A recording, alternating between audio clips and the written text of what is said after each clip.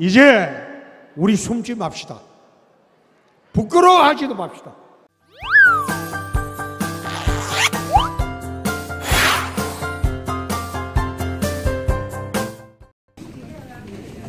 나라가 점점 더 어려워지죠. 안보 문제도 그렇습니다. 경제 문제는 정권이 바뀌면 바로 잡을 수가 있어요.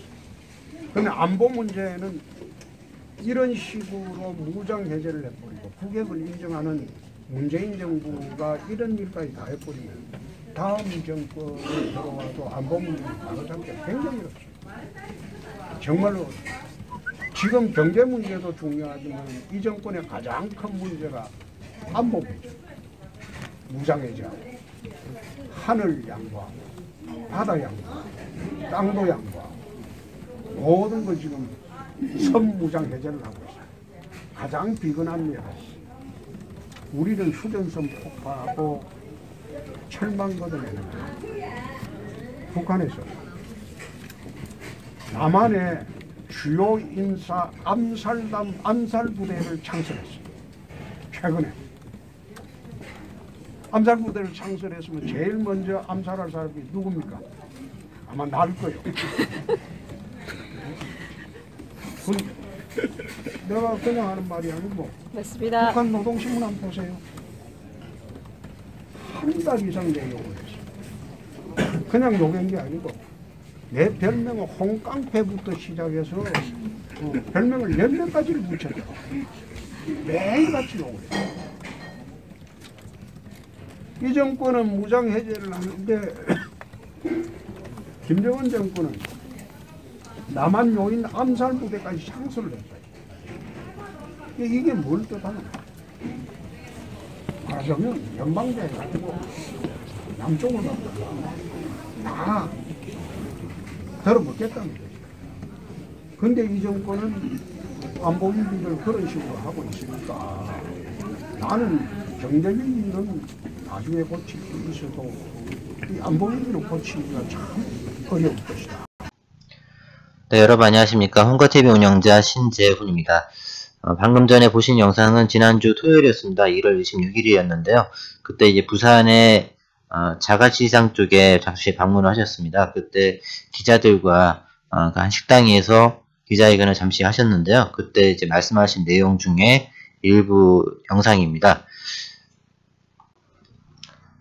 네, 영상에서 보신 것처럼 홍준표 전 대표님께서 북한에서 요인 암살 특수부대가 창설이 됐다는 그런 말씀을 언급하셨는데, 그게 이제 어디서 나온 얘기인지 여러분들이 좀 모르시는 분들도 있을 것 같아서 제가 기사를 통해서 좀 말씀을 드리도록 하겠습니다. 네, 지금 보시는 화면은 이제 문화일보 기사 내용을 캡처한 건데요. 지난 1월 15일 날 북한에서 요인 암살 특수부대가 창설이 됐다, 그런 소식이 올라왔었습니다. 그래서 아마 이 기사를 보시고 말씀을 좀 언급하신 게 아닌가 생각이 됩니다. 북한군이 요인 암살 작전을 전담하는 특수작전 대대를 창설하는 등 북한군 특수전력은 2년 전보다 강화된 것으로 나타났다. 이런 내용입니다. 네, 계속해서 기사 내용 보도록 하겠습니다. 여기서 나온 내용은 참고로 국방부에서 발행한 국방백서라는 게 있는데, 그 백서에 나온 내용을 기사화시킨 겁니다. 근데 여기 그 중간쯤에 보시면 북한은 2016년 11월 4일자 노동신문과 조선중앙TV를 통해 특수작전대대의 전투 임무 등을 보도했다고 백서는 설명했다, 이렇게 되어 있는데요. 그러니까 좀 그 특수부대가 만들어진 게 조금 지난 거죠. 얼마 전에 만들어진 게 아니라 한 2년 전에 이미 창설이 된 겁니다. 그리고 뭐 요인 암살 부대들은 사실 원래 있었어요. 있긴 있었는데 일단 그거를 외부적으로 표명한 거, 우리가 특수부대를 보유하고 있다, 이런 거를 표명한 거는 그때가 이제 어떻게 보면 이례적이었던 거죠. 거기서 그 특수부대의 임무 중에 맨 밑에 보시면은 주요 시설 타격이라든지 요인 암살, 후방 교란 등의 임무를 수행한다고 그랬잖아요. 그래서 요인 암살에 남한 내에 있는 우파 정치인들이 리스트가 올라가 있다는 겁니다. 네, 계속해서 기사 내용 보겠습니다. 국군과 북한군의 병력 비교 내용이 좀 언급이 되어 있는데요. 국군은 59만 9천 명, 그리고 북한군은 128만 명의 병력을 보유하고 있다. 이제 그 내용이 나와 있고요. 그리고 북한의 특수부대, 독립여단의 규모가 국군보다 4.2배가 많다. 이렇게 언급이 되어 있는 그런 내용입니다. 네, 북한의 특수부대가 과연 어떤 모습인지 여러분들 궁금해하실 것 같아서 사진을 좀 준비해봤습니다. 북한의 열병식에서 나왔던 모습을 촬영한 사진인데요. 여기 보시면은 뭐 위장막도 그렇고 군복도 그렇고 헬멧도 그렇고요.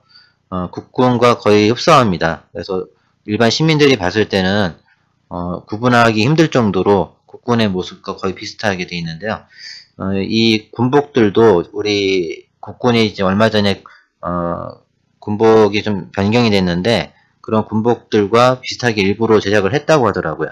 그래서 동남아에서 수십만 벌을 주문해가지고 제작해서 북한으로 가지고 들어갔다. 이제 그런 첩보도 있었습니다.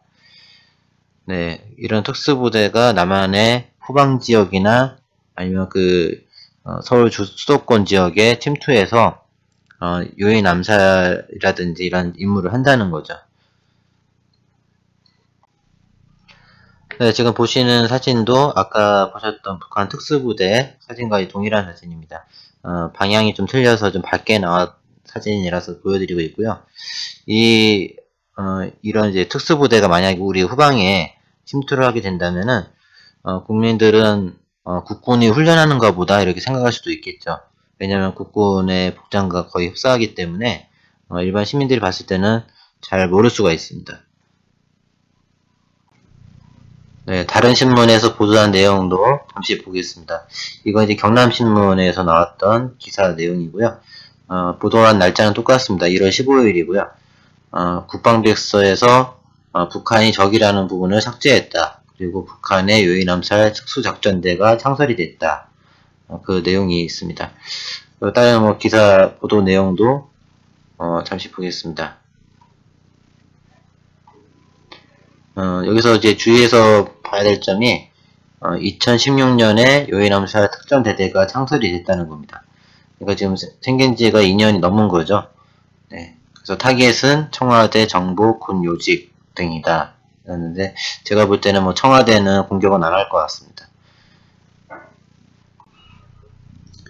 네, 과연 국방백서가 무엇인가 잠시 설명을 드리겠습니다. 국방부에서 발간하는 일종의 이제 보고서라고 볼 수가 있는데요. 2년마다 한 번씩 발간이 됩니다. 그래서 북한군의 어떤 군사 동향이라든지 정보들 같은 것들도 수록이 되어 있고 정책에 대한 부분도 나와 있습니다. 근데 그 안에 있는 문구들이 좀 변경이 된다고 해서 좀 논란이 되고 있는데 그 내용을 잠시 보도록 하겠습니다. 네, 지금 이 보시는 화면은 국방백서가 그동안에 어떻게 문구가 좀 변화가 되어 있는가 그 내용을 이제 보여주는 차트인데요. 이 국방백서에 북한군의 주적이라는 단어가 언제 이제 기재가 됐는지 그것부터 한번 보도록 하겠습니다. 1994년도에 그 남북 접촉이 있었는데 그때 북측의 대표가 서울을 불바다로 만들겠다고 했던 내용이 있었습니다. 그 발언 때문에 처음으로 이제 국방백서에 북한군이 주적이라는 것이 표기가 된 겁니다. 그래서 이제 그게 2002년도 국방정책 보고서에는 북한군은 주적이라는 개념을 이제 언급하지 않았습니다. 그래서 그 2004년도에는 북한군이 주적이라는 표현을 삭제를 했고 직접적인 군사 위협이나 이제 심각한 위협으로 대체를 한 거죠. 이때가 이 노무현 정권 때를 알고 있는데 그러다가 2006년도에는 현존하는 북한의 군사적 위협이라는 단어로 대체가 또 됐습니다.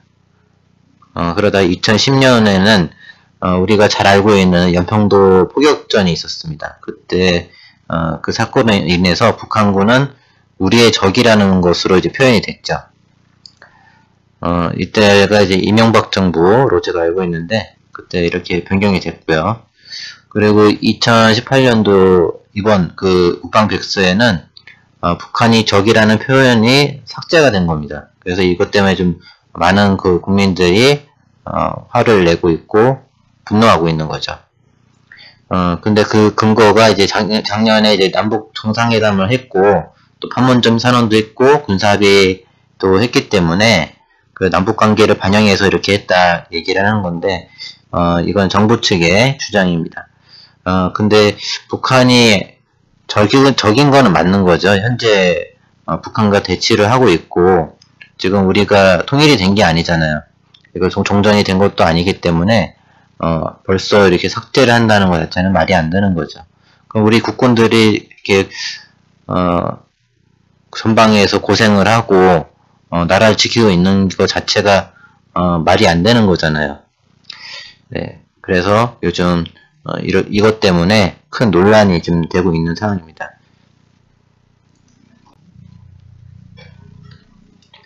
네, 마지막 정리를 하면서 여러분들께 드리고 싶은 말씀 몇 가지 드리도록 하겠습니다. 홍준표 전 대표님께서도 여러 차례 언급을 하셨고 방금 전에 보셨던 영상에서도 말씀하셨지만 북한 노동신문에서 가장 많이 비난하는 한국의 정치인이 누군가 했을 때 단연코 홍준표 전 대표님이라고 할 수가 있습니다. 왜 그러겠습니까? 북한에 왜 그렇게 홍준표를 못 잡아먹어서 이렇게 진짜 입에 담을 수 없는 이런 단어들로 비방을 하고 있을까요?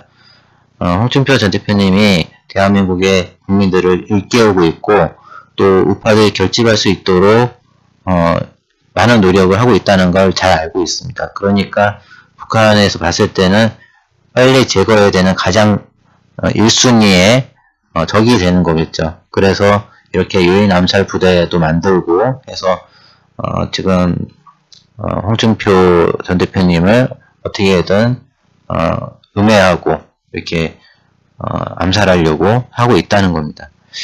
참고로 말씀드리면 제가 유튜브 방송을 2017년도부터 계속 해왔는데요. 그때 당시에 유튜브를 하시는 모 대표님께서 북한에서 암살 명령을 내렸다 하는 걸로 인해서 좀 떠들썩했던 적이 있어요.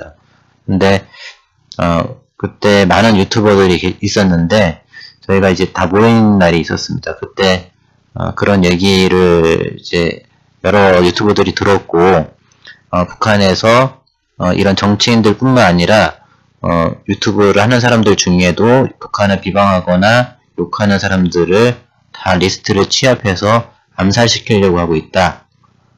이제 그런 얘기가 있었습니다.